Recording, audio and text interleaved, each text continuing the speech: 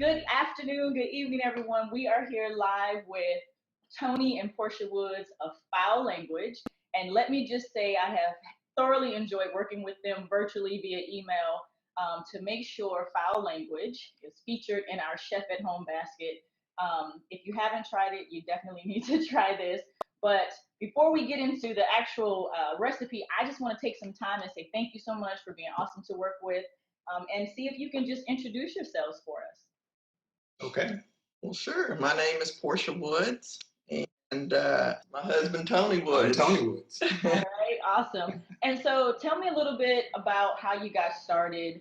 And so, I want to know how you got started, but then also, what made you know that you had a product that should be marketed and that other people outside of your home should actually have the opportunity to enjoy? Well, this recipe, Fowl Language, it has been in the family for generations. My great-grandmother, and then down to my grandmother, and then down to my mother. Nobody wrote down the recipe.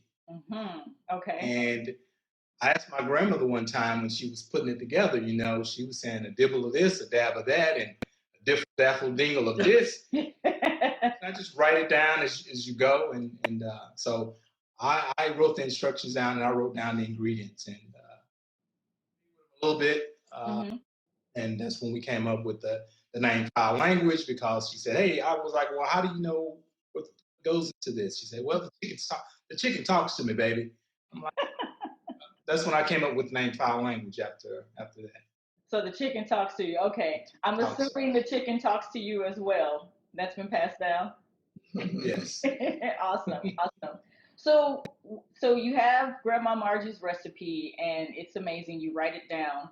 But talk to me about the transition from saying, okay, I have this recipe that I can pass down and leave a legacy, but now I also want everyone else to be able to experience this recipe as well. Okay, well, I know my family enjoyed it. And we would have my grandmother, when they got word that she was cooking fried chicken, would just show up out of the blue. Okay. Just to come by and go, oh, hey, we called her Morgie. That was her nickname. Morgie, okay. Yeah, Morgie, that was her nickname.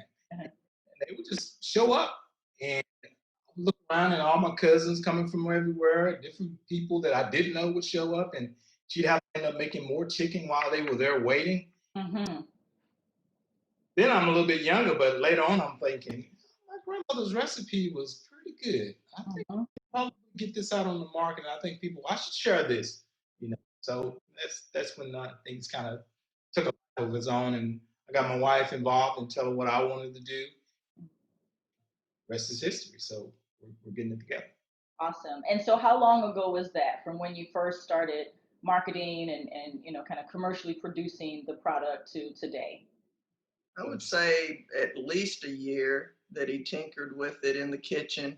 An entrepreneur, so that was the next step in the process. And so we started thinking, how can we do this? Can we do online sales? Or one time he thought about doing a food truck, and that's still a possibility, or brick and mortar restaurant where he can not only serve the seasoning on his own chicken, but cook some additional items that he's a very good cook. All right, awesome. Chef. So, but all of a sudden the pandemic hit, and so our best process was to start out online, and then we'll probably branch out and do some additional things. Yeah. Well, I am so glad that you pushed forward anyway and started online. Super excited that I was introduced to Fowl Language. I think it was a blog, or maybe even one of the magazines releasing a list of Black-owned products or Black-owned businesses. Right. And so aside from placing a personal order, I was like, wait a minute, I've got to get this in the Chef at Home basket because people need to taste this. It is absolutely amazing. But let's talk about a little bit, just switching gears a little bit, talk to us about how it is working as a husband and wife, because I'm sure that's interesting to say the least. And I'm dynamic in its own. It is. It's the only dynamic, right? Well, we've been together about 23 years, married 20 years. Congratulations. we started with other businesses, Mm-hmm. had a lot of practice, and you know, we're partners in business, we're partners in marriage, and so we've done several small businesses together, and it's worked out. So you just know you have to go home with this person at the end of the day. So Exactly. So is it hard, or what's the process of separating, right? When you actually get home from Foul Language and any of the other businesses, do you have a routine to kind of disconnect or separate? well, we've always given each other space, you know, and he does some things on his own, has his own time, and does his own thing. And I've always worked as well in corporate America. I've always had a full-time job there. So going in and doing that type of work, and then, you know, meeting up and doing some of our small business ventures. Mm-hmm. It's enough time apart that, you know, we can appreciate each other when we come back Absolutely. together. Gotcha. So I have one question. Was it the fried chicken that got you? Is that what? Did he fry Almost. Actually, believe this or not, I was her personal trainer. That's what got me. Ah, okay. 23 years ago, he was my personal trainer. Awesome. So he really became my personal trainer. Right. Well, Got a lot that's more for another, personal. yeah, that's for another interview. We'll have to That's come right. back to that one because I really want to hear that story.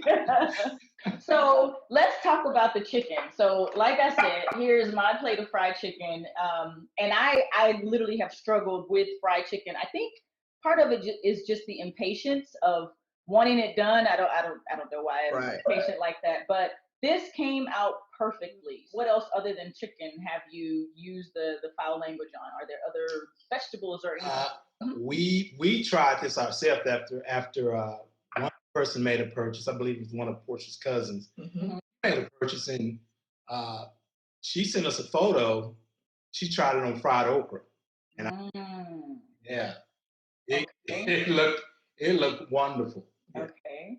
Um, we decided after that we would try it ourselves, and we did some fried tomato and fried corn, and yeah. Oh, pork chops. Yeah, It works really good on pork chops as well.